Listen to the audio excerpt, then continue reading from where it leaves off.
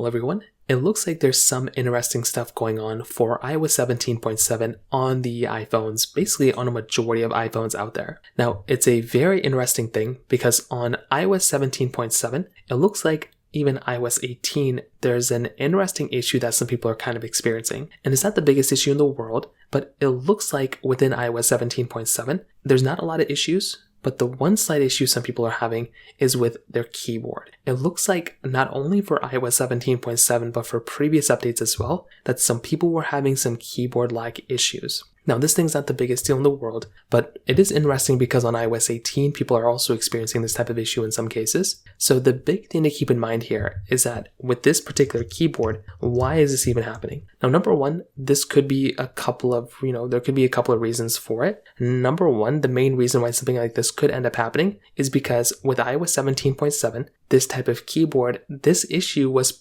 here even before this version of update. Right? So it looks like here it's been pretty bad all throughout iOS 17. I think a lot of people have been complaining about it. And I think some people may have just upgraded from iOS 16 to 17 for the first time. So that might be why there's an influx of so many people talking about the keyboard. I guess some people are also explaining that the keyboard itself is messing up. Like it'll just stop. It'll just not work anymore. Now, if things like that end up happening, the best thing I'd recommend every single person to do is for you to go ahead and basically restart your phone. So if you're running into that type of issue, just go ahead, grab your phone, go ahead and restart it. And that kind of is one of the easiest things you can do to go and kind of fix this problem. So that in and of itself is kind of a main way to address it. You can also update to iOS 18.0 or iOS 18.0.1 when that officially comes out, and you can see if that ends up fixing the problem too. But for the most part, that's kind of that. Now, the other issue that I mentioned about iOS 17.7 was that in some cases, it might be better off if you just hold off even installing 17.7 until there's like a 17.7.1 or something.